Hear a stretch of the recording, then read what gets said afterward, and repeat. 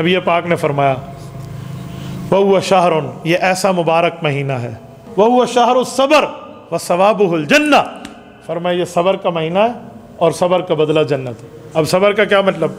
ہمارے ایک دوست مجھے ایک دن کہنے لگے کہ مولانا میں پورا دن روزہ رکھتا ہوں، لیکن جب افطاری کا وقت آتا ہے نا تو ہمارے ایک دوست ہیں وہ ہمارے ساتھ افطاری کرتے ہیں، وہ بار بار کہہ رہے ہوتے ہیں وہ 10 منٹ دا پھا رہ گیا ہے، 20 منٹ پھا لاوانے جو رہ گیا۔ میں نے اسے کہا بھائی اپنی نیکی ضائع کر رہا ہے، حضور نے فرمایا صبر کا مہینہ ہے تو صبر کر لے۔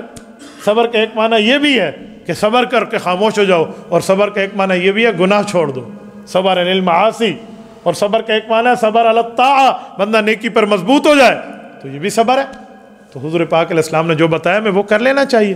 اچھا آگے چلیں، پھر رسول اللہ صلی اللہ علیہ وسلم نے فرمایا، حضور نے فرمایا لوگو من تقرب فیہ بخصلہ، اگر تم میں کسی بندے نے اس مہینے میں نفل پڑھا، کیا پڑھا؟ نفل، کان کمن ادا فریضۃ فیما سوا، ایسے ہوگا جیسے عام مہینے میں فرض پڑھا۔ رمضان کے نفل عام مہینوں کے فرضوں کے برابر ہے۔ اب سوال اٹھتا ہے پھر رمضان کے فرض، تو حضور نے فرمایا ومن ادا فیہ فریضہ کان کمن ادا 70 فریضۃ فیما سوا، فرمایا اگر تم نے ایک فرض یہاں ادا کیا تو 70 فرضوں کے برابر ثواب ہے۔ میں مثال دے رہا ہوں، ہم نے صبح کی نماز پڑھی، گویا ہم نے 70 دن صبح کی نماز پڑھی، صبح کی نماز پڑھی نا ایک، تو کتنا ثواب ملا؟ کیا مہینہ؟ 2 مہینے 10 دن جتنا ثواب بن گیا۔ 70 دن تو 2 مہینے 10 دن بنتے ہیں نا، 30 60 2 مہینے 10 دن اوپر کر لیں تو ایک نماز 70 دنوں کی نماز کے برابر، 2 مہینے 10 دن کے برابر، کتنا بڑا ثواب ہے۔ اچھا ایک فرض 70 فرضوں کے برابر ہے، ہم دن میں 5 فرض کی نمازیں پڑھتے ہیں، 70 ضرب 5 350، آپ نے 5 نمازیں نہیں پڑھی، آپ نے 350 نمازیں پڑھی۔ کانا کمن ادا 70 فریضۃ فیما سوا، اتنا بڑا رحمت والا مہینہ آ رہا ہے اور ہم لوگ اس کی فکر نہیں کرتے۔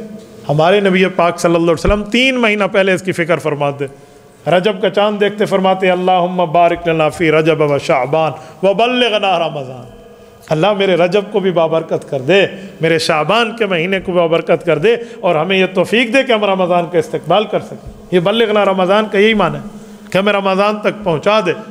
تو میرے ساتھیو یہ نبی پاک علیہ السلام نے ہمیں فرما دیا۔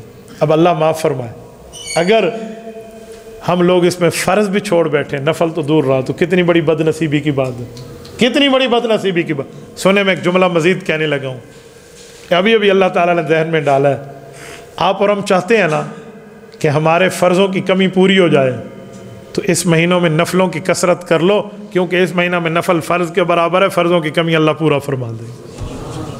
اس مہینے کے نفل فرض کے برابر ہے نا، تو نفلوں کی اس میں کثرت شروع کر لیں، نہ تہجد چھوٹے، نہ اشراق چھوٹے، نہ چاش چھوٹے، نہ اوابین چھوٹے۔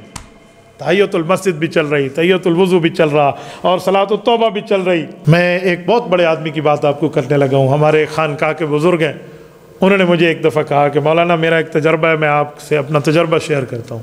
میں بات میں سمجھا، وہ مجھے سمجھا رہے تھے، وہ کہنے لگے کہ جب بھی میں اپنی نیکیوں میں سستی دیکھتا ہوں نا، کہ میری کئی نیکیوں میں سستی ہو گئی ہے، تو میں 2 رکعت نماز نفل، کبھی 4 رکعت، کبھی جتنا زیادہ ہو سکے یہ پڑھ کے، یا قرآن پاک پورا پڑھ کے، یا قرآن کا کچھ حصہ پڑھ کے، یا کچھ صورتیں پڑھ کے حضور علیہ الصلوۃ والسلام کی خدمت میں اصال ثواب کر دیتا ہوں۔ تو فرمایا اس کے بعد میری نیکیوں کی ہائی اسپیڈ ہو جاتی ہے، ہائی اسپیڈ، جو چھپی ہوئی تھا نا اسپیڈ، وہ ہائی ہو۔ آپ اور ہم اس بات پہ کبھی غور کرتے ہیں؟ ہمارے لوگ سمجھتے ہیں حضور کو اصال ثواب کرنے کا کیا فائدہ، ان پہ تو قرآن خود اترا ہے۔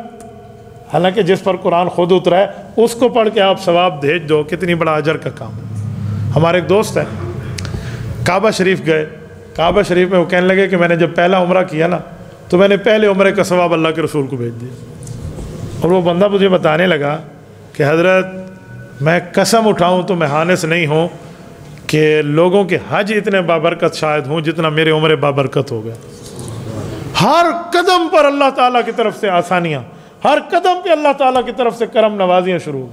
تو ہم روزانہ کی بنیاد پہ 2 نفر رسول اللہ کو پڑھ کے بھیجیں، ثواب بھی ہے اور ہمارے کام کا معاملہ بھی ٹھیک ہو جائے گا، تو ہماری نیکیوں میں اضافہ ہو جائے گا، ہماری نیکیوں کی سپیڈ بھی بڑھ جائے گی۔ اور اسی طرح تو ہے کہ ایک مرتبہ حضرت ابی بن کعب کو اللہ کے رسول صلی اللہ علیہ وسلم نے فرمایا کہ ابی قرآن پڑھو، مجھے سناؤ، میرے اللہ نے فرمایا میں ابی سے قرآن سنوں۔ تو حضرت ابی رونے لگے، یا رسول اللہ سمانی، فرمایا نام اللہ اسماک، کہ اللہ نے میرا نام لیا؟ فرمایا جی اللہ نے آپ کا نام لیا۔ تو آپ مجھے بتائیں جس پہ قرآن اترا اس کو قرآن پڑھ کے سنایا جا سکتا ہے، تو جو نماز لے کر آیا اسے نماز پڑھ کے ہدیہ اعمال کیوں نہیں ہو سکتا؟ تو اس پہ قدردانی ہوتی ہے۔ تو یہ کر لیں تو فرضوں میں کمی پوری ہو جائے گی۔